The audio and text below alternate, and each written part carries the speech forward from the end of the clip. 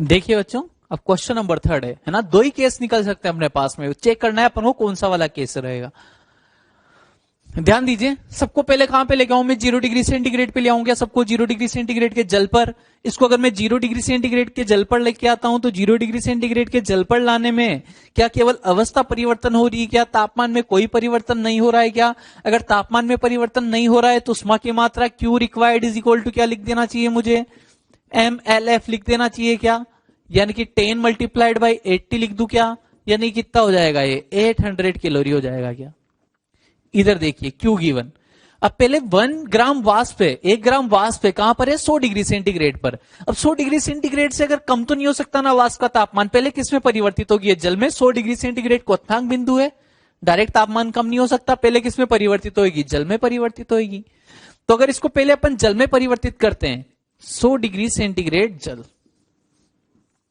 ये 100 degree centigrade का जल बना दिया है, तो Q1 इज इक्वल टू क्या लिखा जाएगा? MLV लिखा जाएगा, क्योंकि वाष्प है तो वेपराइजेशन वाला गुप्त उष्मा, वाष्पन की गुप्त उष्मा लिखनी पड़ेगी अपन को। M की जगह 10 और ये कितना आ जाएगा? 540, यानी कितना हो गया? 540 कैलोरी। फिर इसको कहां पे लाएंगे? 0 डिग्री सेंटीग्रेड के जल पर। अगर 0 डिग्री सेंटीग्रेड के जल पर आएगा, 100 डिग्री सेंटीग्रेड का जल बन चुका है, जल से जल, यानी केवल अवस्था में कोई परिवर्तन नहीं, केवल और केवल ताप में परिवर्तन। और ताप में परिवर्तन के लिए फॉर्मूला क्या होता है? MS डेल्टा T होता है क्या? मास की वैल्यू कितनी हो जाएगी? 1 ग्राम। S की वैल्यू 1, डेल्टा T कितना हो जाएगा? 100, यानी कितना आने वाला है अपने पास में? 100 कैलोरी आने वाला है। अगर मैं दोनों को ऐड करूं कि टोटल Q गिवन कितना है, दोनों प्रोसेस ने मिलाकर अपन को कितनी उष्मा दी है, तो Q given is equal to कितना आ जाएगा मेरे पास में? 640 कैलोरी आ जाएगा। पहला केस बनाया। दूसरा केस देखिए, Q गिवन क्या है? कम, और मुझे आवश्यकता कितने की है? ज्यादा की आवश्यकता है, और मेरे पास देने वाले ने कितनी दी है? केवल 600 कैलोरी दी है। यानी कि पहला वाला केस बन जाएगा, यानी कि पूरा का पूरा बर्फ जल में परिवर्तित नहीं हो पाएगा, पूरा 10 ग्राम जल में परिवर्तित नहीं हो पाएगा। तो फिर कितना हो पाएगा? कितना हो पाएगा? तो अपन इस केस में क्या लिखते हैं? Q available is equal to क्या लिखते हैं? MLF लिखते हैं। यहां पर गलती से माइनस मत कर देना अवेलेबल के लिए, वो तो इधर वाली ज्यादा रहती थी, देने वाला ज्यादा देता था, लेने वाले ने कम लिए, तो फिर अपन देते थे कि इसने 1000 दी थी, इसने 800 ही लिए, तो बची कितनी रह जाएगी? 200। अब की बार 200 नहीं बची रहेगी, देने वाले ने कितनी दी है?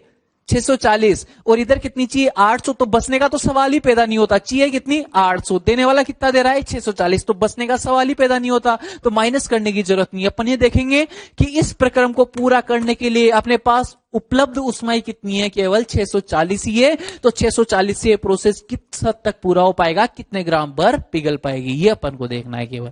Q अवेलेबल कितना है अपने पास में? 640। मास कितना है? 10 ग्राम। LF कितना? 80। मास तो मुझे पता करना है कितना पिघलेगा 640 कैलोरी से। M इज इक्वल टू कितना हो जाएगा? 8 ग्राम हो जाएगा। यानी केवल 8 ग्राम बर्फी पिघल पाएगी, 2 ग्राम तो क्या बनी बची रह जाएगी? बर्फी बची रह जाएगी। अगर यहां पर अपन घटक लिखते हैं मिश्रण के लिए अगर घटक लिखा जाए तो मिश्रण के घटक क्या हो जाएंगे?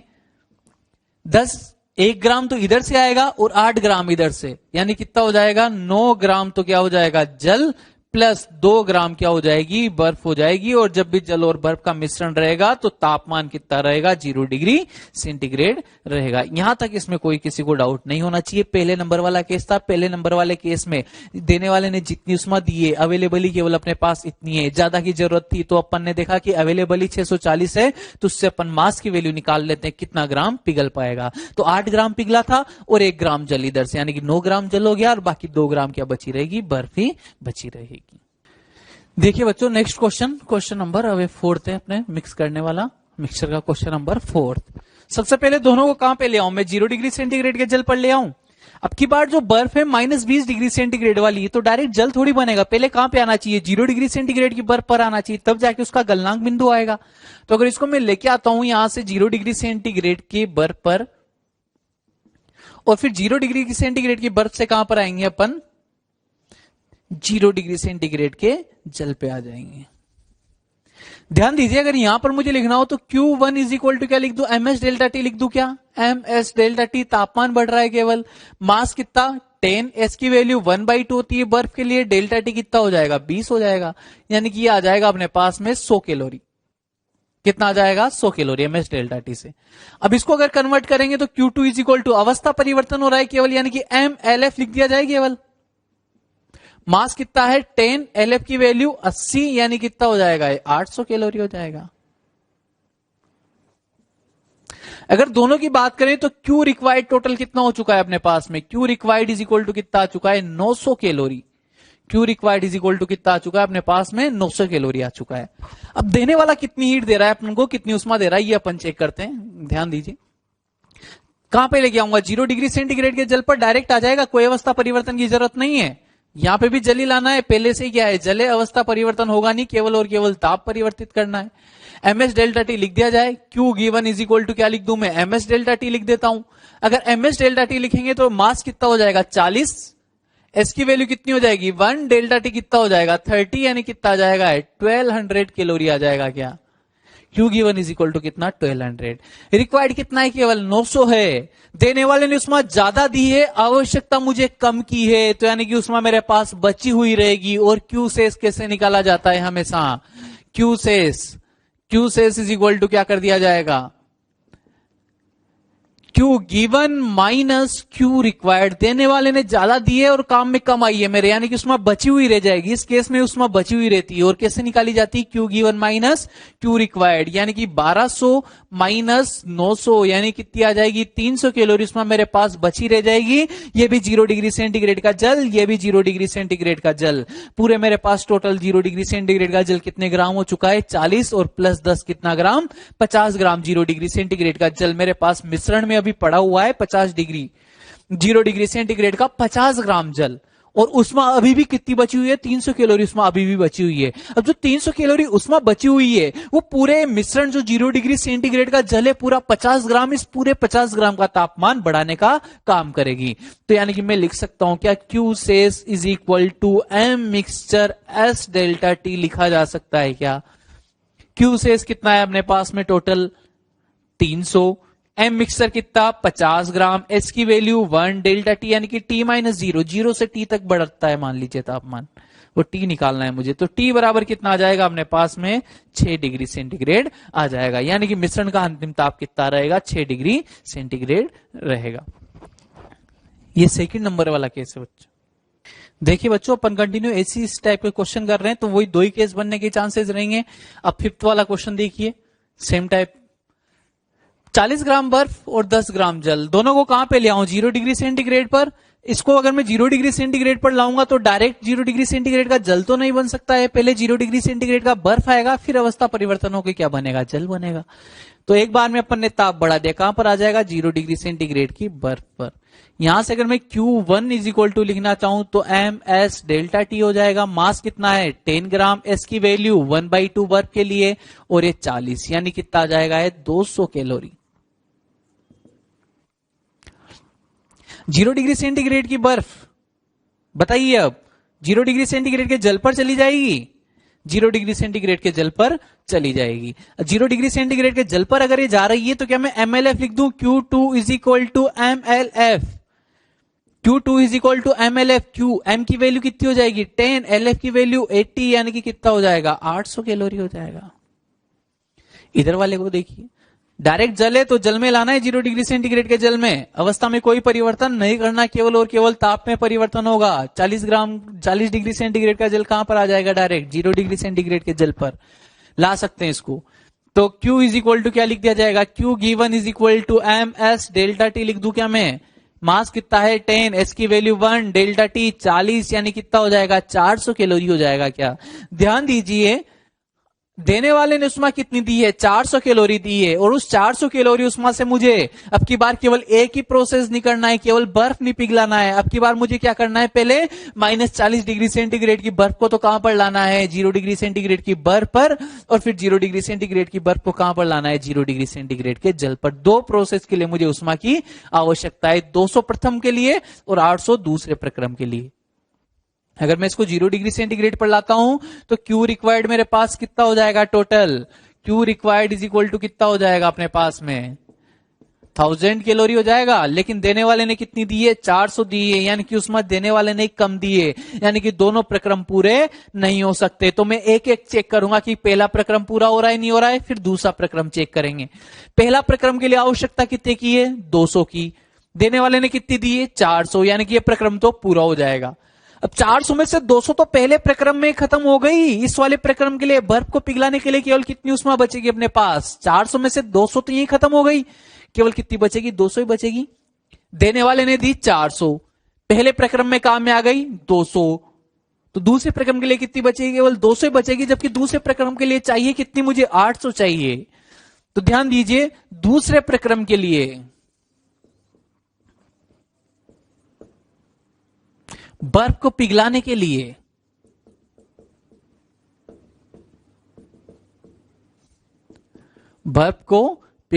लिए अपने पास में Q available is equal to कितना बचेगा? 200 कैलोरी बचेगा। समझ पा रहे होंगे आप लोग, 400 कैलोरी उसमें दी थी इसने, लेकिन अपन की इस बार दो प्रोसेस हो रहे थे। अभी तक अपन क्या करते थे? Direct Q available is equal to M multiplied by MLF, M multiplied by LF। वहां से मुझे M की वैल्यू मिलती थी, कितना बर्फ पिघल पाएगा। लेकिन अब की बार पूरा 400 बर्फ पिघलाने में काम नहीं आ रहा है। 400 में से भी 200 तो पहले प्रक्रम में काम आ जाएगा, बाकी दूसरे प्रक्रम के लिए केवल कितनी बचेगी? 200 ही बचेगी अपने पास में।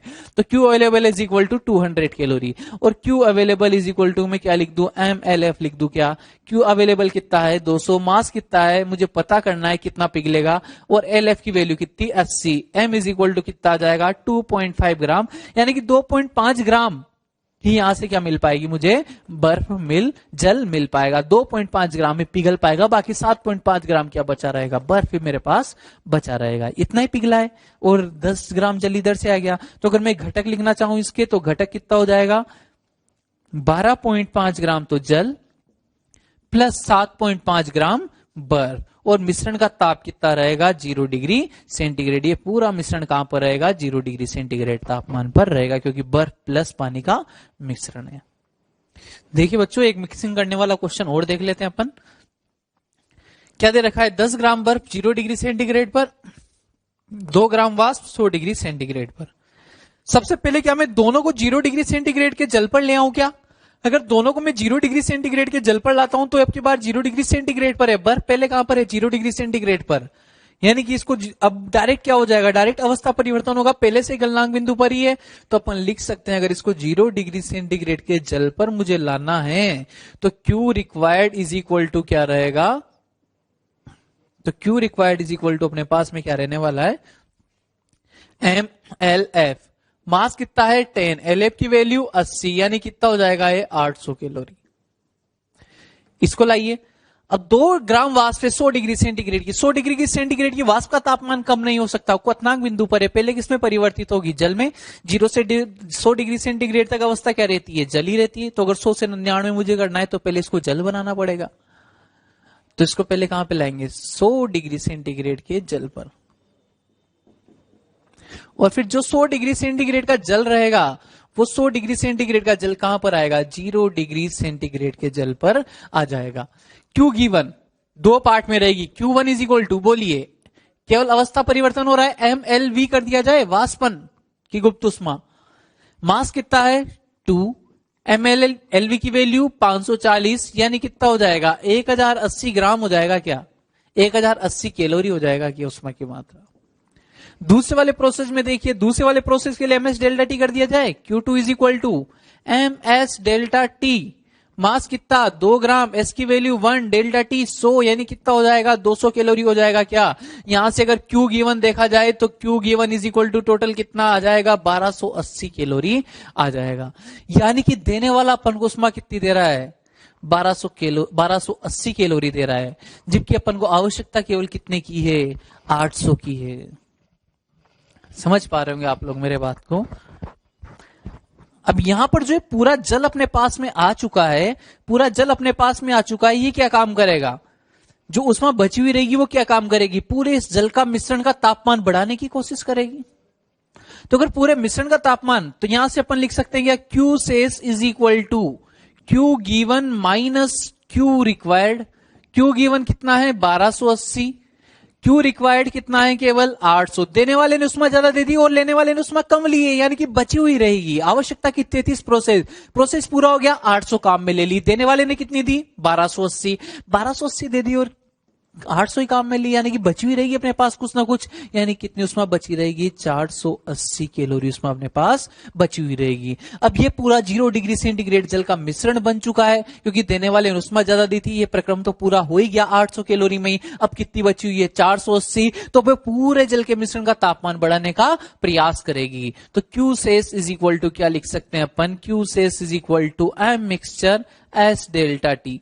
एम क्यू सेस कितना है, 480, एम मिक्सचर कितना हो जाएगा, 40 ग्राम, 40 नहीं 12 ग्राम, एस की वैल्यू 1, डेल्टा टी को टी माइनस 0 लिख दिया जाएगा। टी इज इक्वल टू कितना आ जाएगा, 40 डिग्री सेंटीग्रेड, यानी कि पूरे मिश्रण का तापमान कितना बढ़ जाएगा, 40 डिग्री सेंटीग्रेड बढ़ जाएगा। तो यह सेकंड टाइप वाला क्वेश्चन था बच्चों। देखिए बच्चों नेक्स्ट क्वेश्चन। अब जो इस टाइप वाला क्वेश्चन है, ये पहली बार अपन इस टाइप का क्वेश्चन देख रहे हैं। इस क्वेश्चन अपन ने पहले नहीं देखा है, और इस टाइप के जो क्वेश्चन रहेंगे ये थोड़ी लेंथी टाइप का क्वेश्चन है, और ऐसा क्वेश्चन अगर आ जाता है तो अपन को कोशिश करनी चाहिए कि एग्जाम में इसको लास्ट में करना चाहिए। ऐसे क्वेश्चंस को ये आ जाते हैं, होते इजी है ऐसे क्वेश्चन इजी रहेगा लेकिन लेंथी रहेगा।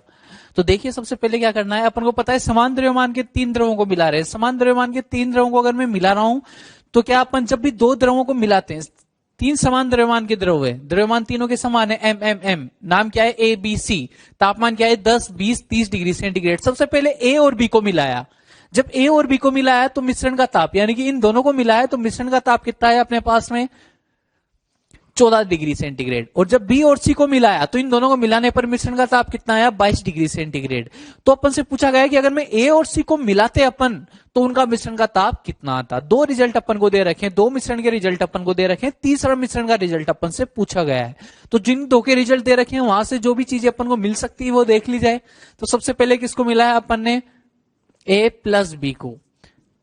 टी मिश्रण का फॉर्मूला लिख दीजिए सबसे पहले, बार बार लिखना पड़ेगा। टी मिश्रण का फॉर्मूला, टी मिक्सचर का, M1S1 T1 plus M2S2 T2 upon M1S1 plus M2S2। इस बार द्रव्यमान समान है, यानी कि ये M ये M ये M ये M, M से M क्या हो जाएगा, बाहर आके कॉमन आकर कैंसिल आउट हो जाएंगे। तो टी मिक्सचर का फॉर्मूला जो अपन काम में लेंगे वो केवल क्या रहेगा, S1 T1 plus S2 T2 upon S1 plus S2, ये फॉर्मूला रहेगा। सबसे पहले ए और बी, ए और बी को मिला है, टी मिक्सचर की वैल्यू कितनी रहेगी 14, S1 यानी कि SA, T1 कितना था 10 degree centigrade, plus S2, SB बोल दिया अपन ने बी की विशिष्ट उष्मा को, T2 की वैल्यू तापमान कितना था उसका 20, SA प्लस SB। यहां से देखेंगे 14 SA हो जाएगा, इस SA को इधर लाएंगे यानी कितना बचेगा 4 SA, 14 SB हो जाएगा, इधर 20 SB उधर लेके जाएंगे, कितना बचेगा 6 SB। यहां से SA अपॉन SB की वैल्यू मिल जाएगी मुझे, SA upon SB is equal to कितना आने वाला है, SA upon SB is equal to 6/4, यानी कितना आने वाला है 3/2 या 6/4 ही रहने दीजिए, कोई दिक्कत वाली बात नहीं है। ये पहली इक्वेशन आ चुकी है अपने पास में, SA अपॉन SB का रेशियो मिल गया। अब किसको मिक्स कर रहे हैं अपन, B प्लस सी, B प्लस सी को मिक्स करेंगे तो टी मिक्सर कितना आया है 22, वैल्यू इस फॉर्मूले में पुट कर रहे हैं 22, SB तापमान 20, SC तापमान 30 अपॉन कितना हो जाएगा, SB प्लस SC हो जाएगा। SB को मल्टीप्लाई करेंगे 22 SB, इधर 20 SB रहेगा, इधर लाएंगे तो कितना रह जाएगा, केवल 2 SB बचेगा। ऐसे 22 SC इधर कितना रहेगा 30 SC, उधर लेके जाएंगे तो कितना बचेगा, केवल 8 SC बचेगा। यहां से अगर SB अपॉन SC निकाले तो कितना आ जाएगा, वो 4/1 आ जाएगा। लेकिन यहां से एक बात आप लोग देखिए कि अगर मिश्रण का तापमान पता था, अगर मुझे मिश्रण का तापमान पता था तो मैंने दोनों की विशिष्ट उष्माओं के, दोनों द्रवों के विशिष्ट उष्माओं का अनुपात मुझे पता लग गया। फिर इसके लिए भी मुझे टी मिक्सचर पता था तो विशिष्ट उष्माओं का अनुपात मुझे पता लग गया। अब तीसरी वाली के लिए मुझे टी मिक्सचर पता नहीं है, टी मिक्सचर मुझे निकालना है। अगर मुझे पहले से उनकी विशिष्ट उष्माओं का अनुपात पता हो तो टी मिक्सचर निकल जाएगा। टी मिक्सचर पता था, विशिष्ट उष्माओं का अनुपात निकल गया। अगर विशिष्ट उष्माओं का अनुपात पता रहेगा तो टी मिक्सचर निकल जाएगा, ये वाली वैल्यू। ऐसे अब ए और सी के लिए, तो ए और सी के लिए क्या मैं, अगर मुझे S A upon S C निकालना है तो क्या मैं दोनों इक्वेशन को क्या कर दूं, मल्टीप्लाई कर दूं, क्या एस बी से एस बी कैंसिल आउट हो जाएगा। अगर मैं इक्वेशन 1 मल्टीप्लाइड बाई 2 करता हूं, ये S A upon S B, इधर S B upon S C, S B से एस बी कैंसिल आउट होगा, यानी कितना आ जाएगा, S A upon S C is equal to, इनको मल्टीप्लाई करेंगे 4 से 4 कैंसिल आउट, यानी कितना आ जाएगा 6/1। यहां से मैं लिख सकता हूं S A is equal to कितना रहेगा, 6 एस सी रहेगा। अब टी मिक्सचर मुझे निकालना है अब की बार ए और सी के मिश्रण का तापमान, तो अब ए प्लस सी कर रहे हैं अपन, अगर ए प्लस सी करेंगे तो टी मिक्सचर मुझे पता करना है, एस क्या लिख दिया जाएगा, एस ए टी ए की value 10 plus S C T C की वैल्यू 30 अपॉन क्या आता है, S A plus S C आता है। एस सी की जगह कितना लिख दूं, 6 एस सी लिख दूं, 6 एस सी 6 एस, यहां पे भी 6 एस सी आ जाएगा, एस सी से एस सी कैंसिल आउट, 6 से मल्टीप्लाई करेंगे तो कितना आ जाएगा 60, ये ऐसे की वैल्यू यहां पे भी पुट कर दी है और ये यहां पे भी पुट कर दी है, दोनों जगह ऐसे की जगह 6 एस सी पुट कर दिया अपन ने, तो 60 प्लस 30 अपॉन कितना जाएगा, 6 प्लस 1 आ जाएगा, यानी कि 90/7, 90/7 अगर अपन देखेंगे तो 90/7 कितना आने वाला है अपने पास में, 90/7 यानी कि 1 और 12.8 डिग्री सेंटीग्रेड अपने पास से तापमान आने वाला है। तो ए और सी को मिश्रित करेंगे तो कितना आएगा, 12.8 डिग्री सेंटीग्रेड। ध्यान दीजिए, पहले ए और बी को मिलाया, उसका टी मिक्सचर मुझे पहले से पता था 14 डिग्री सेंटीग्रेड, तो मैंने विशिष्ट उष्मा का अनुपात यहां से मेरे पास आ गया। फिर बी और सी का भी मुझे टी मिक्सचर पता था, तो क्या मिल गया, मुझे विशिष्ट उष्माओं का अनुपात मिल गया। लेकिन अब तीसरे के लिए मुझे टी मिक्सचर पता करना चाहिए, तो मुझे लगा कि टी मिक्सचर पता होता है तो उस विशिष्ट उष्माओं का अनुपात निकल जाता है, तो अगर ऐसे विशिष्ट उष्माओं का अनुपात पहले से अपने पास रहेगा तो टी मिक्सचर निकल जाएगा। तो इस बार अपन ने एस जो दोनों इक्वेशन आई थी दोनों को मल्टीप्लाई किया, वहां से S A upon S C विशिष्ट उष्माओं का अनुपात आ गया, और विशिष्ट उष्माओं का अनुपात आ गया तो टी मिक्सचर निकालना अपने लिए कोई बड़ी बात नहीं है। ये थोड़ा लेंथी क्वेश्चन था, ऐसे क्वेश्चन अगर एग्जाम में आते हैं तो अपन इनको लास्ट में करें, कोशिश रहनी चाहिए। पहले जो छोटे क्वेश्चन होते हैं जो अपन को आते हैं, छोटे क्वेश्चन है, इजी क्वेश्चन है, उनको पहले करना चाहिए। देखिए बच्चों, वो अपन पढ़ने वाले हैं जल तुल्यांक। जल तुल्यांक की जरूरत क्यों पड़ी अपन को, जैसे मान लीजिए आप किसी चीज को गर्म कर रहे हो, जैसे मान लीजिए आप चाय बनाने वाले हो, तो ऐसा थोड़ी कि आप जो भी उष्मा दे रहे हो वो केवल चाय के पास ही पहुंच रही है। जैसे आपने पानी उबालना स्टार्ट किया तो ऐसा थोड़ी कि जो भी आप उष्मा दे रहे हो केवल पानी के पास ही जा रही है। जो भगोनी होती है जिसमें आपने पानी रखा हुआ है, वो भगोनी भी तो कुछ मात्रा क्या कर रही होगी, अवशोषण कर रही होगी। तो अपन को यह पता लगाना होता है कि ये कितनी उष्मा का अवशोषण कर रही है, वो कितनी उष्मा का अवशोषण कर रही है। इसके लिए मुझे अगर उसकी उष्मा लिखनी है, मान लीजिए पानी का तापमान था 0 डिग्री सेंटीग्रेड, पानी 0 डिग्री सेंटीग्रेड से 100 पर पहुंच गया, तो जो कैलोरीमिति है, जो भगोनी है, उसका तापमान भी 0 से कहां पहुंच जाएगा, 100। आप अगर ठंडा पानी डालोगे भगोनी एकदम ठंडी हो जाती है, गर्म करते उसका टेम्परेचर 100, तो भगोनी का तापमान भी कितना हो जाता है बच्चों, 100 डिग्री सेंटीग्रेड हो जाता है। यानी कि कुछ उष्मा भगोनी ने, यानी कि कैलोरीमित्र ने, यानी कि पात्र ने भी अवशोषित करी है। तो उसके लिए क्या करना पड़ेगा मुझे, कैलोरीमिति के लिए कैलोरीमिति का द्रव्यमान, कैलोरीमिति की उष्मा और कैलोरीमिति के तापमान में कितना परिवर्तन हुआ है, तो उसको अपन को कैलोरीमिति का द्रव्यमान भी देना पड़ेगा, कैलोरीमिति की विशिष्ट उष्मा भी देनी पड़ेगी, और डेल्टा टी तो अपन को पता रहेगा कि यहां से यहां तक तापमान बढ़ा है। तब जाके अपन उसने कितनी उष्मा अवशोषित कर ली, कितनी उष्मा उसको गर्म करने में वेस्ट हो गई, वो अपन निकाल पाएंगे बच्चों। लेकिन अगर मान लीजिए मुझे डायरेक्ट ये दे दिया जाए, जल तुल्यांक दे दिया जाए, जल तुल्यांक जैसे मेरे से बोल दिया गया कि जो कैलोरीमिति है उसका जल तुल्यांक 10 ग्राम है या 5 ग्राम है, उसका जल तुल्यांक मेरे से बोल दिया 5 ग्राम, यानी कि मैं बोल सकता हूं कि कैलोरीमिति 0 से 100 डिग्री सेंटीग्रेड तक जाने में उतनी ही उष्मा अवशोषित करेगी जितनी उष्मा 5 ग्राम पानी अवशोषित करता 0 से 100 डिग्री सेंटीग्रेड तक जाने में। तो जल तुल्यांक पानी की वह मात्रा होती है जो उतनी ही उष्मा अवशोषित करता है जितनी कैलोरीमिति करता, अगर तापांतर क्या रखा जाए, सेम रखा जाए बच्चों। तो सबसे पहले अगर इधर की बात करें तो देखिए, किसी वस्तु का जल तुल्यांक जल की उस मात्रा के तुल्य होता है जिसका तापमान 1 डिग्री सेंटीग्रेड बढ़ाने के लिए ठीक उतनी उष्मा की आवश्यकता होती है जितनी कि उस वस्तु का तापमान 1 डिग्री सेंटीग्रेड बढ़ाने के लिए आवश्यकता होती है। अगर सीधे शब्दों में कहें बच्चों तो इसका मतलब यह है कि मान लीजिए पदार्थ है, पदार्थ जितनी उष्मा अवशोषित करेगा उतनी उष्मा पानी की वह मात्रा अवशोषित करेगी।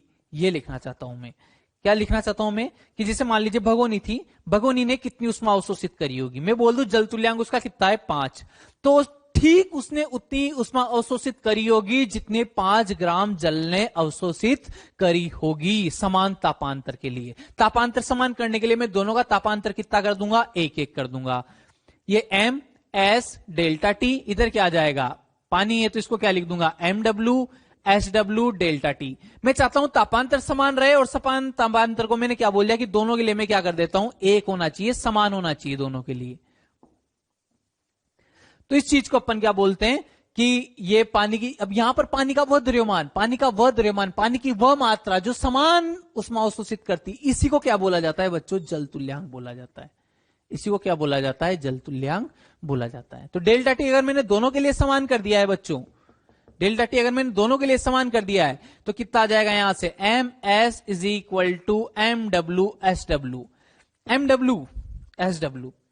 यानी कि मैं बोल सकता हूं यहां से कि पदार्थ के लिए उष्माधारिता, विशिष्ट उष्माधारिता पदार्थ के लिए और जल के लिए उष्माधारिता, ये दोनों क्या हो जाए, सेम हो जाए, तो पदार्थ की उस मात्रा को क्या बोला जाएगा, जल तुल्यांक। पदार्थ की जल की वह मात्रा जिसके लिए पदार्थ की उष्माधारिता और जल की उष्माधारिता दोनों क्या हो जाती है बच्चों, समान हो जाती है, उसी को अपन क्या बोलेंगे, जल तुल्यांक बोलेंगे। पदार्थ की वह मात्रा जिसके लिए, पदार्थ की वह मात्रा या जल की वह मात्रा जिसके लिए जल की उष्माधारिता और पदार्थ की उष्माधारिता दोनों क्या हो जाती है बच्चों, इक्वल हो जाती है। एमएस, इधर भी एमएस, दोनों की उष्माधारिता क्या हो गई, इक्वल। एम इंटू एस को क्या बोलेंगे, हीट कैपेसिटी उष्माधारिता बोलेंगे। तो ये यहां से ये दूसरी वाली डेफिनेशन आ चुकी है अपने पास, ये पहली वाली थी। अगर मुझे पता है लेकिन जो पानी की विशिष्ट उष्मा है बच्चों, वो तो पानी की विशिष्ट उष्मा तो 1 होती है। पानी की अगर विशिष्ट उष्मा 1 होती है बच्चों, तो क्या मैं ये लिख सकता हूं क्या, थर्ड डेफिनेशन के लिए, M S is equal to M W. यानी कि मैं बोल सकता हूं कि पदार्थ की उष्माधारिता जो हीट कैपेसिटी होती है वही उसका क्या कहलाती है, जल तुल्यांक। पानी की मात्रा कितना ग्राम लिया जाएगा, ग्राम में रहेगा हमेशा जल तुल्यांक। तो यहां से अपन बोल सकते हैं कि पानी पदार्थ की उष्माधारिता ही क्या होती है, उसका जल तुल्यांक होती है। क्या बोला अपन ने, एक बार फिर से समझ लीजिए। जल की उस मात्रा, किसी वस्तु का जल तुल्यांक जल की उस मात्रा के तुल्य होता है जिसका ताप 1 डिग्री सेंटीग्रेड बढ़ाने के लिए ठीक उतनी उष्मा की आवश्यकता होगी जितनी की उस वस्तु का ताप 1 डिग्री सेंटीग्रेड बढ़ाने के लिए आवश्यक होता है। अगर तापांतर सेम रखा जाए तो पानी की वह मात्रा जो ठीक उतनी उष्मा अवशोषित करती है जितनी उष्मा पदार्थ अवशोषित करता है, या कैलोरीमीटर अवशोषित करती है, भगोनी अवशोषित करती है, पात्र अवशोषित करता है, ठीक उतनी उष्मा अवशोषित करना चाहिए। उस पानी की उस मात्रा को क्या बोलेंगे अपन, उसका जल तुल्यांक कहा जाएगा। तो अपन ने दोनों की उष्मा बराबर कर दी, वहां से दूसरी डेफिनेशन आ गई अपने पास, दोनों की हीट कैपेसिटी, दोनों की उष्माधारिता बराबर हो गई। लेकिन मुझे पता है यहाँ S W is equal to कितना रहेगा, 1 रहेगा। तो यहां से M S is equal to M W, यानी कि एच सी पदार्थ इज इक्वल टू क्या कहलाएगा, एम डब्ल्यू।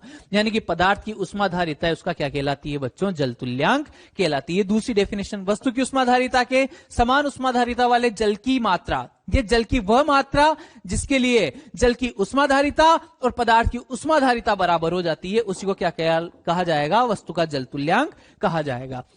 तीसरी डेफिनेशन की बात करें, जल की विशिष्ट उष्मा का मान इकाई होता है, ये इकाई रख दिया अपन ने। अतः वस्तु की उष्माधारिता, पदार्थ के लिए जो उष्माधारिता होती है, कैलोरीमीटर के लिए जो उष्माधारिता होती है, वही उसका क्या कहलाती है, जल तुल्यांक कहलाती है। डायरेक्ट आपको सीधे शब्द में बोलूं, क्या आपसे बोल दिया जाए कि कैलोरीमीटर थी, कैलोरीमीटर के अंदर का पदार्थ 0 से 100 तक जा रहा है और कैलोरीमीटर का जल तुल्यांक 5 ग्राम है, तो उसको भी ये मान के सोल्व कर दीजिए कि 5 ग्राम जल जितनी 0 से 100 तक जाने में उष्मा ग्रहण करता, उतनी उष्मा कैलोरीमीटर ग्रहण करेगी। तो उसको कैलोरीमीटर को 5 ग्राम जल मानकर सोल्व कर दिया जाएगा, बस सिंपल बात इतनी सी है।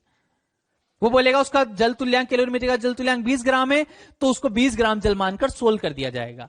वो बोलेगा कैलोरीमीटर का जल तुल्यांक 40 ग्राम है, तो उसको 40 ग्राम मानकर सोल्व कर 40 ग्राम जल मानकर सोल्व कर दिया जाएगा। इतनी सी बात अपन केवल कहना चाह रहे हैं बच्चों। देखिए बच्चों, क्वेश्चन है 0 डिग्री जल तुल्यांक का क्वेश्चन है। एक क्वेश्चन करेंगे अपन जल तुल्यांक का, उससे आपको सब चीज क्लियर हो जाएगी। 0 डिग्री सेंटीग्रेड ताप वाली 10 ग्राम बर्फ को 10 ग्राम जल तुल्यांक वाली कैलोरीमीटर में रखा जाता है।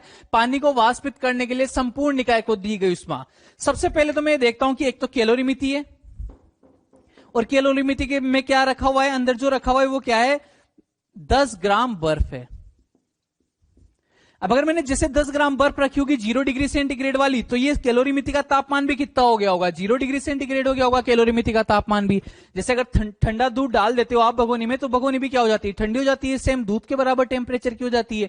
तो इसे 10 ग्राम बर्फ है कितने की 0 डिग्री सेंटीग्रेड, तो कैलोरीमिति का तापमान भी कितना हो जाएगा बच्चों, 0 डिग्री सेंटीग्रेड हो जाएगा। ये कैलोरीमिति है। अब मुझे तो पता है कि अगर 10 ग्राम बर्फ को मैं 100 डिग्री सेंटीग्रेड की वाष्प में परिवर्तित करूंगा तो ये अपन को निकालना आता है बहुत अच्छे से। 0 डिग्री सेंटीग्रेड की बर्फ कहां पे जाएगी, पहले 0 डिग्री सेंटीग्रेड के जल पर जाएगी। यहां पर Q1 इज इक्वल टू क्या लिखा जाएगा, M multiplied by L, direct लिख देता हूं मैं ना। मास कितना है 10, LF की वैल्यू कितनी होती है 80, तो कितना 800 कैलोरी। अब ये 0 डिग्री सेंटीग्रेड का जल बन चुका है। 0 डिग्री सेंटीग्रेड का जल कहां पर जाएगा, 100 डिग्री सेंटीग्रेड के जल पर जाएगा। तो ये 100 डिग्री सेंटीग्रेड का जल, यहां पर Q2 इज इक्वल टू क्या लिख दिया जाएगा, MS डेल्टा T लिख दिया जाएगा। मास कितना है 10, S की वैल्यू 1, डेल्टा T 100, तो ये कितना आ जाएगा 1000 कैलोरी आ जाएगा बच्चों अपने पास में। तीसरी चीज Q3, अभी वाष्पित भी करना है इसको, वाष्पित। ये 100 डिग्री सेंटीग्रेड की क्या बना दी, वाष्प बना दी बच्चों अपन ने। तो Q3 is equal to MLV के लिख दू बच्चों डायरेक्ट। MLV मास कितना है 10, LV 540, यानी कितना हो जाएगा 5400 कैलोरी हो जाएगा बच्चों। यानी कि मुझे पता है कि बर्फ ने तो इतनी मात्रा का अवशोषित करी होगी 800, 10, 1800, 5400, यानी कि 7200 करी होगी। ये 6400 हो गया, 6400, 800, 7200 कैलोरी हो गया। यानी कि अगर केवल बर्फ ही अवशोषित करती उष्मा को तो केवल 7200 कैलोरी उष्मा ही अवशोषित करती। लेकिन मुझे पता है जो कैलोरी मिति है, कैलोरी मिति का जल तुल्यांक भी क्वेश्चन में दिया गया है। यानी कि मुझे क्या भी लेना पड़ेगा कि कैलोरी मिति ने कितनी उष्मा अवशोषित कर रही, वो काउंटिंग भी मुझे करनी पड़ेगी, कुल उतनी उष्मा देनी पड़ेगी। अगर जल तुल्यांक नहीं दिया जाए तो उसको क्या कर दिया जाता है, कैलोरीमिति की उष्मा को नेग्लेक्ट कर देते हैं, इग्नोर कर देते हैं। लेकिन यहां पर जल तुल्यांक दिया गया है क्वेश्चन में, यानी कि मुझे यह भी निकालना है कि कैलोरीमिति ने कितनी ग्रहण करी है, कुल उतनी उष्मा लिखी जाएगी। अब जैसे मान लीजिए 0 डिग्री सेंटीग्रेड, ऐसा तो नहीं होगा कि कैलोरीमिति भी यहां पर पिघल जाएगी, ऐसा कुछ नहीं होता है। कैलोरीमिति जिस टाइम पर ये अवस्था परिवर्तन होता है उस टाइम पर कैलोरीमिति कहती है 0 से 0 डिग्री सेंटीग्रेड, यानी कि कैलोरीमिति के ताप में कोई परिवर्तन नहीं हो रहा होगा अभी। कैलोरीमिति फाइनली कहां पहुंच गई होगी, 100 डिग्री सेंटीग्रेड पर पहुंच गई होगी। कैलोरीमिति में अवस्था परिवर्तन नहीं लगेगा। ऐसा थोड़ी होता है कि भगोनी पिघल जाएगी या भगोनी वाष्प बन जाएगी। भगोनी ठोस है, क्या रहेगी, ठोस ही रहेगी। पात्र में ऐसा क्या बना रहेगा, ठोस ही बना रहेगा। तो भगोनी उसकी अवस्था में कोई परिवर्तन नहीं होता, बस पहले 0 डिग्री सेंटीग्रेड था ताप और अंत में कितना हो गया है, 100 डिग्री सेंटीग्रेड हो गया है बच्चों। तो इसके लिए Q कैलोरीमेट्री, Q कैलोरीमिति अगर मैं अलग से निकालूं तो Q कैलोरीमिति इज इक्वल टू कितना हो जाएगा बच्चों, MW SW delta T। MW कितना दे रखा है इसका, मुझे जल तुल्यांक कितना दिया 10, SW कितना होता है जल की विशिष्ट उष्मा 1, डेल्टा T 100, यानी कितना आ जाएगा बच्चों, ये 1000 आ जाएगा। यानी कि अगर मैं अब Q टोटल करूंगा ना बच्चों, तो Q total is equal to मुझे क्या लिखना पड़ेगा, केवल बर्फ की उष्मा नहीं इसकी भी उष्मा लिखनी पड़ेगी मुझे। यानी कि Q1 plus Q2 plus Q3 plus Q कैलोरीमिति, तो ये कितना आ जाएगा 7200, ये हो रहा था 1000, यानी कितना आ जाएगा 8200 कैलोरी बच्चों आ जाएगा। क्या किया देखो, अगर इसका वो जल तुल्यांक नहीं देता तो इसका द्रव्यमान देना पड़ता, इसकी विशिष्ट उष्मा देनी पड़ती, तब अपन MS डेल्टा T करते। लेकिन उसने डायरेक्ट क्या दे दिया, जल तुल्यांक दे दिया, तो MW दे दिया मुझे, तो SW तो हमेशा एक होता ही है जल की विशिष्ट उष्मा। इसको जल मानकर सोल्व कर देंगे कि जल ये उतनी ही उष्मा 0 से 100 डिग्री सेंटीग्रेड तक जाने में ये उतनी ही उष्मा अवशोषित करेगा जितना 10 ग्राम जल 0 से 100 डिग्री सेंटीग्रेड जाने में उष्मा अवशोषित करता। ये बात मैं आप लोगों को समझाना चाह रहा हूं बच्चों। तो Q टोटल कितना आ जाएगा इस बार, 8200 कैलोरी आ जाएगा। देखिए बच्चों, अब जो क्वेश्चन है अपने पास वो है अपने पास में जल तुल्यांक का। जल तुल्यांक भी है और जल तुल्यांक अब की बार अपने पास क्या रहेंगे, वही दो पदार्थ है। एक पदार्थ उष्मा देगा और एक पदार्थ क्या कर रहा है, उष्मा ग्रहण। उष्मा ग्रहण कौन सा कर रहा है, कैलोरीमिति और उसके अंदर भरा हुआ पदार्थ। क्वेश्चन पढ़िए आप एक बार। 0.02 केजी जल तुल्यांक। जल तुल्यांक क्यों दिया जाता है कैलोरीमेट्री का, क्योंकि अपन उसके लिए उष्मा की मात्रा direct MW SW delta T लिख सके। कैलोरीमिति में 1.1 केजी जल समाहित है। इसमें 100 डिग्री सेंटीग्रेड की वाष्प को तब तक मिलाया जाता है जब तक कैलोरीमिति तथा इसके अंदर समाहित पदार्थ का ताप 80 डिग्री सेंटीग्रेड हो जाता है। 80 डिग्री सेंटीग्रेड नहीं हो जाता है, मतलब 80 डिग्री सेंटीग्रेड होते ही अपन वाष्प मिलाना बंद कर देंगे। संघनित हुई वाष्प की मात्रा बताइए। देखो एक तरफ तो मैंने क्या मिलाया है, वाष्प मिलाई एक तरफ तो, और दूसरी तरफ कम तापमान वाली चीज क्या है अपने पास में, कैलोरीमिति प्लस 1.1 केजी जल। ये सब कहां पर है, 15 डिग्री सेंटीग्रेड पर। मुझे इनको कहां पर लेके जाना है, 80 डिग्री सेंटीग्रेड हो जाना चाहिए तापमान। वाष्प कितने डिग्री सेंटीग्रेड की मिलाई थी अपन ने, देखिए इसमें 100 डिग्री सेंटीग्रेड की वाष्प मिलाई जाती है। तो वाष्प कहां पर है, 100 डिग्री सेंटीग्रेड पर। अब देखो ये तो बोल रखा है कि अपन से कि अंत में ताप कितना हो जाता है 80 डिग्री सेंटीग्रेड, यानी कि ये भी 80 डिग्री सेंटीग्रेड पे आ गया होगा और वाष्प भी कहां पर आ गई होगी 80 डिग्री सेंटीग्रेड पर आ गई होगी, तभी जाके अंतिम ताप कितना हुआ मिश्रण का 80 डिग्री सेंटीग्रेड। अब की बार दोनों कंटेंट से अंतिम ताप क्या मिलता है वो पहले से अपन को गिवन है। अभी तक जो अपन क्वेश्चन करते थे दो पदार्थ मिलाने वाले, उनमें अंतिम मिश्रण के अंतिम ताप और मिश्रण का अंतिम घटक मुझे निकालना होता था। इस बार मिश्रण का अंतिम ताप पहले से दे रखा है कि ये भी 80 डिग्री सेंटीग्रेड पर आ जाएगा, ये भी 80 डिग्री सेंटीग्रेड पर आ जाएगा। तो मुझे क्या करना है, Q given is equal to क्या करना है, Q absorb. Q given is equal to क्या करना है, क्यू रिक्वायर्ड या क्यू एब्जॉर्ब करना है, क्योंकि अंतिम ताप तो मुझे पहले ही दे रखा है। इस ताप तक इधर की ऊष्मा बराबर क्या रहेगी, इधर की ऊष्मा रहेगी। अब अगर बात करें तो जल के लिए तो क्या मैं डायरेक्ट लिख सकता हूं ये 1100 ग्राम हो जाएगा क्या। कैलोरीमिति का कितना दे रखा है 0.02, 0.02 किलोग्राम का मतलब क्या होगा, 0.02 को अगर आप 1000 से मल्टीप्लाई करोगे तो कितना ग्राम आ जाएगा, ये 20 ग्राम आ जाएगा। ये तो कितना दे रखा है कैलोरीमिति तो 20 ग्राम, ये वाला कितना दे रखा है आपको 1100 ग्राम, ये 1100 ग्राम है। ध्यान रखना ये 20 ग्राम इसका जल तुल्यांक है, MW गिवन है, और ये इसका मास है जल का। अगर मैं Q एब्जॉर्ब लिखूंगा कि अवशोषित उष्मा की मात्रा Q एब्जॉर्ब, तो ये तो कितना करेगा MS delta T, MS delta T, और इसके लिए लिखेंगे तो कैलोरीमिति के लिए क्या लिखी जाएगी plus MW SW delta T लिख दूं क्या। ये भी पानी है, ये भी पानी, तो इसके लिए भी विशिष्ट उष्मा एक, इसके लिए भी विशिष्ट उष्मा एक, जल तुल्यांक से सोल्व कर रहे हैं अपन। MW SW delta T, SW में से कितना होता है 1 होता है, डेल्टा टी भी दोनों में कॉमन, SW की वैल्यू को 1 1 पुट कर सकते हैं, 1 1 पुट करेंगे तो यहां लिखने की जरूरत नहीं, इनको 1 से किसी भी चीज को मल्टीप्लाई करेंगे खत्म। डेल्टा टी दोनों में कॉमन आ जाएगा तो क्या कर दिया जाएगा M plus MW multiplied by delta T because of S और SW दोनों की वैल्यू क्या है 1 है। ये भी जल के लिए लिख रहे हैं अपन, और ये भी जल तुल्यांक, कैलोरीमिति का भी किससे लिखा जा रहा है जल तुल्यांक से लिखा जा रहा है। M प्लस MW करेंगे तो कितना हो जाएगा 1120, डेल्टा टी कितना है 15 से कहां पर आ रहे हैं 80 पे आ रहे हैं, यानी कितना हो जाएगा 65 हो जाएगा। Q absorb is equal to इतने कैलोरी आ जाएगा। अब बात करते हैं किसकी, Q गिवन की। Q गिवन की बात करें तो जो वाष्प है वो डायरेक्ट 80 डिग्री सेंटीग्रेड के जल पे नहीं आ सकती, अवस्था परिवर्तन और ताप परिवर्तन एक साथ नहीं हो सकता। पहले 100 डिग्री सेंटीग्रेड की वाष्प है तो पहले क्या होगा अवस्था परिवर्तन होगा, पहले कहां पर आएगा ये 100 डिग्री सेंटीग्रेड के जल पर आएगा, और जब 100 डिग्री सेंटीग्रेड के जल पर आ जाएगा तो फिर धीरे धीरे कहां पर आने लगेगा 80 डिग्री सेंटीग्रेड के जल पर। तो अगर ये 80 डिग्री सेंटीग्रेड का जल, ये अंतिम स्थिति हो गई। इसका मास ही तो मुझे पता करना है, मान लिया कितना मास है इसका, M मास है, M द्रव्यमान इसका, M वाष्प संघनित होती है। इसके लिए क्यू गिवन 2 पार्ट में रहेगा। पहला पार्ट, पहले पार्ट में केवल अवस्था परिवर्तन हो रहा है, मैं क्या लिख दूं इसको M मल्टीप्लाइड बाय LV लिख दूं क्या। मास मुझे पता करना है, LV की वैल्यू 536, LV की जो एग्जैक्ट वैल्यू होती है ना वो 536 कैलोरी पर ग्राम होती है, लेकिन अपन कैलकुलेशन इजी करने के लिए क्या लिख दिया करते थे 540 अपन यूज किया करते थे, वो मतलब जनरल है ना 540 यूज कर सकते हैं अपन, लेकिन जब क्वेश्चन में स्पेशली बोल दिया जाए कि 536 है तो फिर 536 के हिसाब से अपन को इसको सोल्व करना है। तो देखिए 536 आ जाएगा, और Q2 इज इक्वल टू कितना हो जाएगा, यहां से अपने पास में MS डेल्टा टी कर दूं क्या, अब M की जगह M, जल के लिए S की वैल्यू 1, डेल्टा टी कितना आ जाएगा 20 आ जाएगा।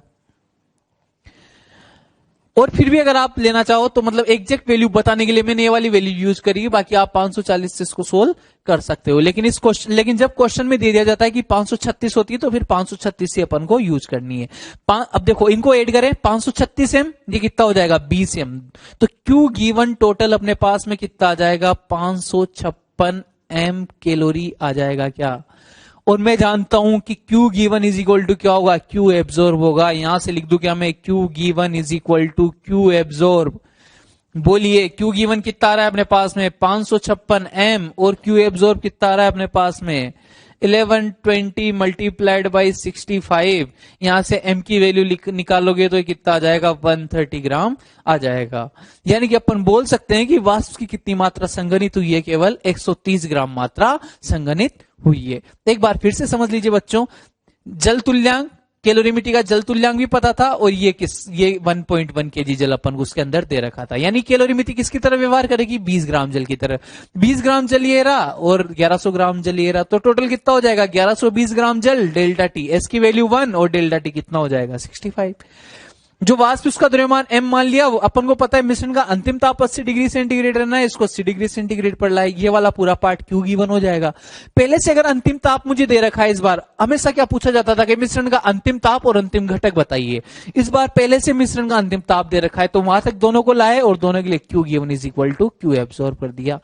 इसको पूरा लिख लीजिए, Q given is equal to Q absorb. यहां से M की वैल्यू कितनी आई अपने पास 130 ग्राम, यानी कि 130 ग्राम वाष्प जो है वो संघनित हो जाएगी, पानी बन जाएगी, और फिर पानी भी कहां पर आ जाएगा 80 डिग्री सेंटीग्रेड पर आ जाएगा, पूरा मिश्रण 80 डिग्री सेंटीग्रेड पर। देखिए बच्चों, वो अपन पढ़ने वाले हैं अवस्था आरेख। अवस्था आरेख क्या है ये देखिए आप। अवस्था आरेख नाम से आपको पता लग जाना चाहिए कि अगर मान लीजिए किसी पदार्थ की ये अपन को अवस्था के बारे में बताएगा। अवस्था यानी कि ठोस है, द्रव है या फिर गैस है, तो अवस्था के बारे में बताएगा, इसलिए अपन इसको क्या नाम दे दिया, अवस्था आरेख या फेज डायग्राम इसको अपन बोल देते हैं। कैसे बनाया जाता है, दाब हमेशा कहां पर रखा जाएगा, y अक्ष पर, और जो तापमान है वो कहां पर रखा जाएगा, x अक्ष पर, उसी को क्या बोलेंगे अपन अवस्था आरेख बोलेंगे। ये तो हो गई अवस्था आरेख की बात। एक बहुत इंपॉर्टेंट बात जो आपको बताना चाहता हूं मैं, कि जिसे अपन ने पढ़ा कि जो 100 डिग्री सेंटीग्रेड है वो जल का क्वथनांक होता है, लेकिन 100 डिग्री सेंटीग्रेड जो जल का क्वथनांक होता है वो ऐसा नहीं कि हमेशा 100 डिग्री सेंटीग्रेड ही रहेगा। 100 डिग्री सेंटीग्रेड जल का क्वथनांक तब रहेगा जब आप बोल दो कि इसका दाब कितना है, जब 1 atm, यानी कि वातावरणीय दाब जब होता है, वातावरण का जो दाब होता है, वायु का जो दाब होता है, तब जल का क्वथनांक कितना होता है 100 डिग्री सेंटीग्रेड होता है। अदरवाइज वो क्वथनांक भी क्या हो जाएगा, चेंज हो जाएगा। अब अवस्था के बारे में कैसे बताएगा ये, जैसे मान लो आपसे मैं बोल दूं कि अगर मान लीजिए तापमान कितना है 100 डिग्री सेंटीग्रेड, दाब कितना है 1 atm, तो ये मुझे पता लग जाएगा कि 100 डिग्री सेंटीग्रेड है, यानी कि जल का क्वथनांक बिंदु आ रहा है 1 atm पर। अगर क्वथनांक बिंदु आ रहा है तो मैं बोल सकता हूं कि यहां पर जल और वाष्प किस में रहेगी, साम्यावस्था में। लेकिन अगर मान लीजिए मैंने आपसे बोल दिया 1 atm और तापमान कितना है 101 डिग्री सेंटीग्रेड, तो आप पक्का बता दोगे कि 101 डिग्री सेंटीग्रेड पे तो क्या रहेगी, वाष्प ही रहेगी। ऐसे आपसे 90 डिग्री सेंटीग्रेड बोल दिया जाए तो आप क्लियर बता दोगे कि 90 डिग्री सेंटीग्रेड पर क्या रहेगा, जल ही मिलेगा। ऐसे में बोल दूं -5 डिग्री सेंटीग्रेड पर क्या रहेगा, दाब फिक्स कर रखा है मैंने 1 atm, -5 डिग्री सेंटीग्रेड पर क्या मिलेगा, तो -5 डिग्री सेंटीग्रेड पर क्या मिलेगी, मुझे बर्फ मिलेगी। तो मैं ऐसे अलग अलग तापमान और अलग अलग दाब के लिए पदार्थ की अवस्था इस ग्राफ की सहायता से मैं बता सकता हूं, तो इसलिए अपन को क्या पढ़ते हैं, अवस्था आरेख पढ़ते हैं। अभिलक्षण क्या काम आता है, इससे रिलेटेड चीज क्या है, इसकी कैरेक्टरिस्टिक्स पढ़नी अपन को इसकी पूरी, कि किस बारे में बताता है, कैसे बताता है, तो इसके अभिलक्षण पढ़ लेते हैं अपन। किसी पदार्थ की विभिन्न अवस्थाएं व्यक्त की जा सकती, पदार्थ की अलग अलग व्यवस्थाएं अपन इसमें ग्राफ में बनाते कि कहां पर बर्फ रहेगा, कहां पर जल रहेगा और कहां पर वाष्प रहेगी।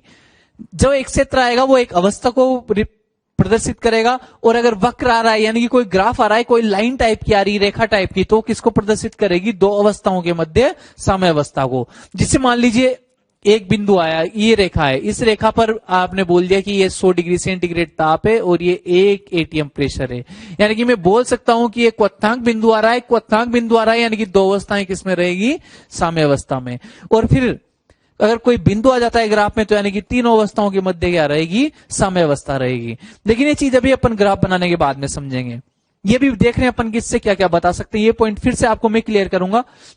ध्यान दीजिए, जानकारी अपन ये प्राप्त कर सकते हैं कि किन परिस्थितियों में दो अवस्थाएं साम्यावस्था में होगी। जैसे मैं आपको 2 पॉइंट तो अभी बता देता हूं कि अगर 100 डिग्री सेंटीग्रेड ताप हो और 1 atm दाब हो, यानी कि क्वथनांक बिंदु रहेगा, यानी कि जल और वाष्प किसमें रहेंगे, साम्यावस्था में। ऐसे आपसे बोल दिया जाए 1 atm दाब है और 0 डिग्री सेंटीग्रेड तापमान है, 1 atm दाब है और 0 डिग्री सेंटीग्रेड तापमान है, 1 atm दाब और 0 डिग्री सेंटीग्रेड ताप बोल दिया, यानी कि कौन सा रहेगा, ये गलनांक बिंदु रहेगा, गलनांक बिंदु रहेगा, यानी कि जो बर्फ रहेगी और पानी रहेगा वो किसमें रहेंगे, साम्यावस्था में रहेंगे। तो ऐसे अपन बता सकते हैं कौन सी दो अवस्थाएं कब साम्यावस्था में होगी। इसकी जानकारी से पदार्थ की अवस्था में इच्छित परिवर्तन किया जा सकता है। कैसे, जैसे मान लो मुझे पता है कि अभी वस्तु का तापमान 1 atm में 100 डिग्री सेंटीग्रेड है, यानी कि वाष्प भी हो सकती है, जल भी हो सकता है। मैं चाहता हूं कि ये परमानेंट वाष्प बन जाए, यानी कि मैं क्या कर दूं, तापमान को केवल 1 डिग्री सेंटीग्रेड बढ़ा दूं। 101 डिग्री सेंटीग्रेड अगर मैंने तापमान कर दिया तो क्या वो बन जाएगी, पूरी वाष्प बन जाएगी। लेकिन फिर भी अपन ग्राफ से अभी इसको और समझते हैं, ये 3-4 पॉइंट है, ग्राफ से अपन और समझते हैं। लेकिन सबसे इंपॉर्टेंट बात जो आती है कि जब भी आप किसी वस्तु का दाब बढ़ाओगे तो जो गलनांक रहेगा वो तो कम हो जाएगा और जो क्वथनांक रहेगा वो क्या हो जाएगा, बढ़ जाएगा। जल के लिए तो ऐसा होता ही होता है, जल के लिए ऐसा होगा ही होगा कि अगर मान लीजिए अगर आपने दाब बढ़ाया तो गलनांक तो घट जाएगा और जो क्वथनांक रहेगा वो क्या हो जाएगा, बढ़ जाएगा। केवल एक पॉइंट अभी आपको इन चार सब में से केवल एक पॉइंट याद रखना है कि अगर दाब बढ़ाओगे तो गलनांक कम होगा और क्वथनांक क्या हो जाएगा, बढ़ जाएगा। इस बात को अच्छे से ध्यान रखना है। क्यों? क्योंकि गलनांक क्या होता है, किसी वस्तु को पिघलाना, किसी वस्तु को गलना, तो वही गलनांक होता है। अगर मैं दाब बढ़ा दूंगा तो दाब के मारे वो गल जाएगी, दाब के मारे वो पिघल जाएगी। इसलिए अपन को तापमान इतना बढ़ाने की जरूरत नहीं पड़ेगी। इसलिए बोलते हैं कि जब भी अगर दाब बढ़ा देते हो तो फिर गलनांक बिंदु क्या हो जाता है, कम हो जाता है। ध्यान दीजिए, याद रखना है कि जब भी दाब बढ़ा दोगे तो जल के लिए गलनांक बिंदु कम हो जाता है और क्वथनांक बिंदु क्या हो जाता है, बढ़ जाता है। ये बात अपन को याद रहनी चाहिए। और बाकी से इधर जो ये चीजें इनको मैं हटा देता हूं, ये आपको केवल समझाने के लिए है।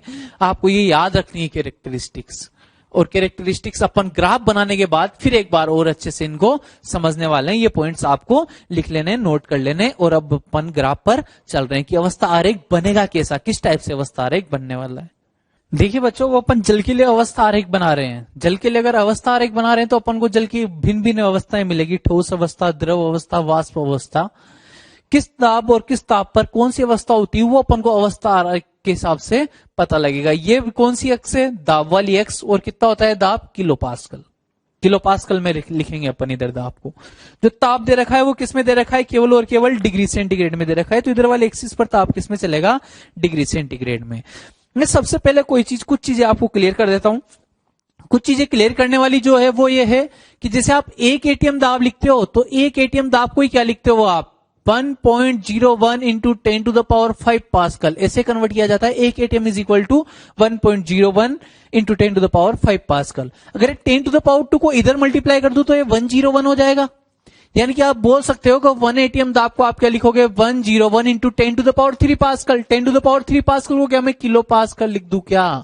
यानी कि 101 किलो पास्कल ही क्या है, 1 एटीएम दाब है। और वही क्या है अपने पास में वातावरणीय दाब रहेगा। 101 किलो पास्कल, 101 किलो पास्कल ही 1 एटीएम दाब होता है, या फिर बोल सकते हैं वातावरणीय दाब होता है, वायुमंडलीय दाब होता है। ध्यान दीजिए। अब इसके बाद में पहली चीज ये वाली क्लियर हो गई। इसके बाद में दूसरी चीज मैंने आपको बताया था कि जब भी आप प्रेशर बढ़ा दोगे तो जल के लिए जो गलनांक बिंदु रहेगा वो तो कम हो जाता है और जो क्वथनांक बिंदु रहेगा, जो बॉइलिंग पॉइंट रहेगा वो बढ़ जाता है। इसके उल्टा अगर मैं प्रेशर को कम कर दूं तो गलनांक बिंदु क्या होने लग जाएगा, बढ़ने लग जाएगा। क्वथनांक बिंदु क्या होने लग जाएगा, घटने लग जाएगा। यह चीज आपको याद रहनी चाहिए। इसके बाद में हम अपन बात करते हैं। सबसे पहले आपसे मैंने बोल दिया कि अगर मान लीजिए 1 एटीएम दाब है, 1 एटीएम दाब पर गलनांक तो कितना होता है, 0 डिग्री सेंटीग्रेड। ए सामान्य गलनांक, सामान्य क्वथनांक लिखे हुए हैं, ये वही है वातावरणीय वायुमंडलीय दाब। वायुमंडलीय दाब के लिए लिखा है, इसीलिए अपन इनको क्या बोला है, सामान्य। सामान्यतया वायुमंडल में अपन रहते हैं और वहां पर एक वातावरण 1 एटीएम ही दाब होता है। 1 एटीएम दाब बोल दीजिए या 101 किलो पास्कल आप दाब बोल दीजिए। अगर 101 किलो पास्कल या 1 एटीएम की बात करेंगे तो जनरल जो अपन क्वेश्चन करते हैं उनकी बात कर रहे हैं। यानी कि अपन बोलेंगे कि 0 डिग्री सेंटीग्रेड तो क्या रहेगा, गलनांक आ रहा है, गलनांक 0 डिग्री सेंटीग्रेड। क्वथनांक कितना आ रहा है, एक क्वथनांक बिंदु है, इसका तापमान कितना आ रहा है, 100 डिग्री सेंटीग्रेड। ये सामान्य बात हुई है अपने पास में। तब अपन ने बोला कि जैसे मैं दाब को कम करूंगा तो गलनांक तो क्या हो जाएगा, बढ़ जाएगा और क्वथनांक क्या होने लगेगा, कम होने लगेगा। दाब कम कर रहा हूं यानी कि इस वाली अक्ष पर मैं नीचे की तरफ आऊंगा, दाब इस अक्ष पर नीचे की तरफ ही कम होगा, तो ये नीचे की तरफ आता जा रहा है अपना पॉइंट।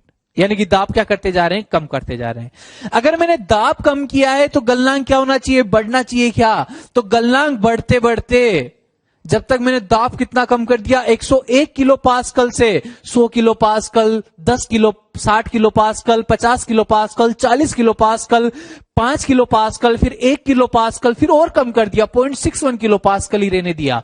जब मैंने दाब को इतना कम कर दिया तब भी गलनांक में कोई खास ज्यादा वृद्धि नहीं हुई है, और जो गलनांक पहले 0 डिग्री सेंटीग्रेड पर था वो कितनी पाया गया, 0.01 डिग्री सेंटीग्रेड, कोई खास चेंज नहीं हुआ गलनांक में। लेकिन अगर क्वथनांक की बात करेंगे तो क्वथनांक के लिए बोलिए आप, क्वथनांक कितना था, पहले 100 डिग्री सेंटीग्रेड था, लेकिन जैसे से अपन दाब घटाते गए तो क्वथनांक तेजी से घटता है और 100 डिग्री सेंटीग्रेड से घटते घटते कहां पर आ जाता है, 0.01 डिग्री सेंटीग्रेड पर क्वथनांक आ जाता है। यानी कि ध्यान दीजिए, अगर मान लीजिए कहीं यहां पर 80 पास्कल होगा तो 80 पास्कल के लिए अगर मैं क्वथनांक निकालता तो वो 100 डिग्री सेंटीग्रेड से कम ही मिलता। मान लीजिए कितना मिल जाता, 80 मिल जाता।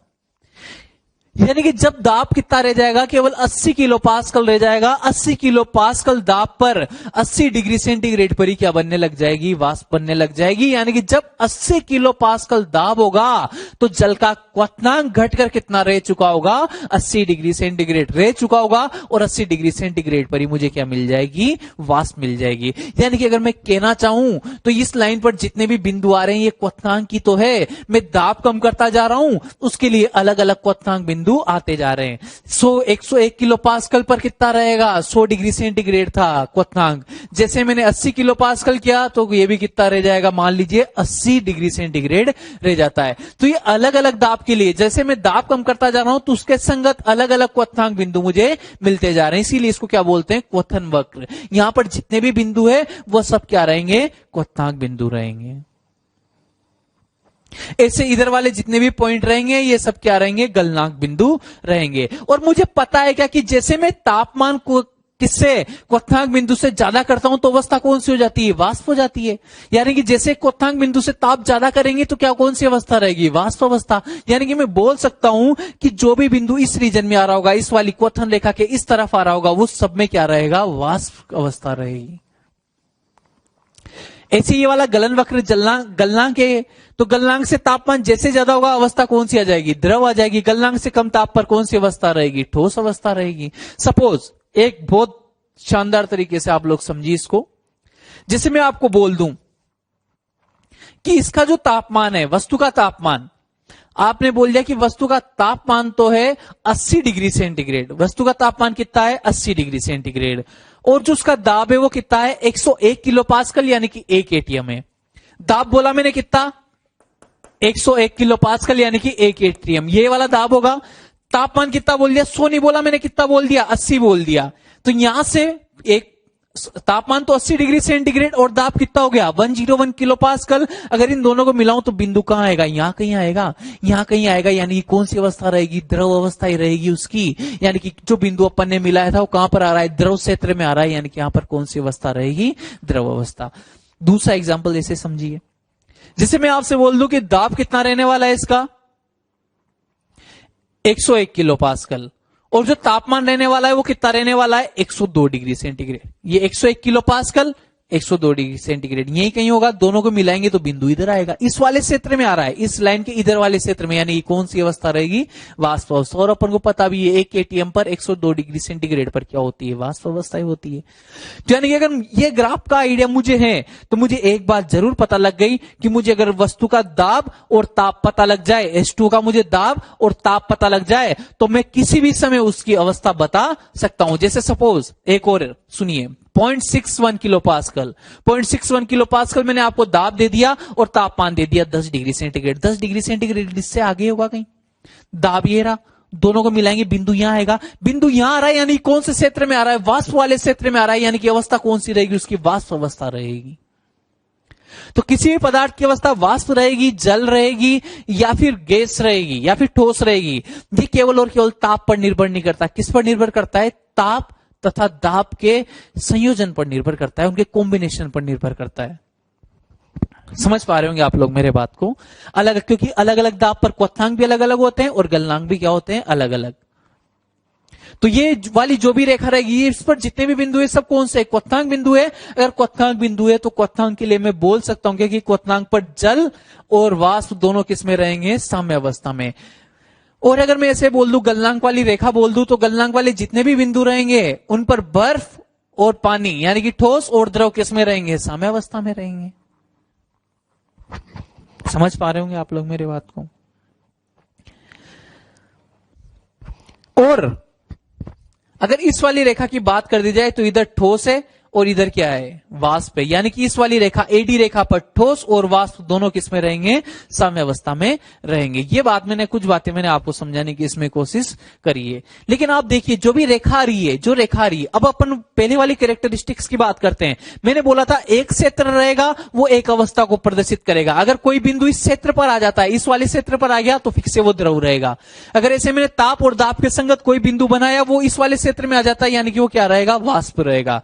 ऐसे मैंने कोई दाब और ताप के संगत कोई मैंने बिंदु बनाया, वो इस वाले क्षेत्र में आ जाता है, यानी कि यहां पर उसकी अवस्था कौन सी रहने वाली है? ठोस अवस्था, बर्फ अवस्था उसकी रहने वाली है। लेकिन अगर बिंदु आपका गलती से कहां पर आ जाता है? इस रेखा पर आ जाता है, तो ये तो क्वथनांक बिंदु होगा। अगर इस रेखा पर आ गया आपका बिंदु, आपने कोई दाब ऐसा ले लिया, कोई ताप ऐसा ले लिया कि बिंदु इस रेखा पर आ गया, यानी कि ये रेखा पर आ गया, तो आप बता नहीं सकते कि द्रव रहेगा या वाष्प रहेगी। तो आपको क्या बोलना पड़ेगा कि द्रव और वाष्प साम्य अवस्था में रहती है इस रेखा पर। लेकिन अगर इस बिंदु पर बात करें तो ये बिंदु इधर वाले क्षेत्र पे भी टच हो रहा है, इधर वाले पे भी टच हो रहा है, इधर वाले पे भी टच हो रहा है। यानी कि अगर ये बिंदु आगे जाता है, मैंने दाब और ताप ऐसा लिया 0.61 किलो पास्कल और 0.01 डिग्री सेंटीग्रेड, इस पर ताप, इस पर ठोस हो चाहे द्रव हो चाहे वाष्प हो, सब साम्य अवस्था में रहेंगे।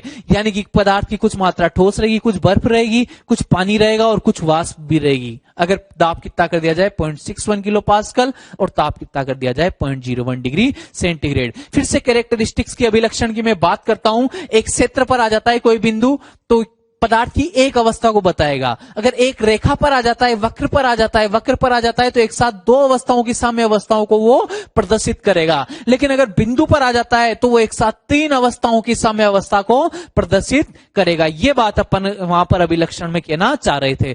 इसके अलावा कुछ पॉइंट और अपन ने बोले थे कि अगर मान लीजिए आप इच्छित अवस्था प्राप्त कर सकते हो, जैसे आपको पता है भी, मान लीजिए तापमान 101 किलो पास्कल दाब है और तापमान कितना है 100 डिग्री सेंटीग्रेड या 99 डिग्री सेंटीग्रेड है।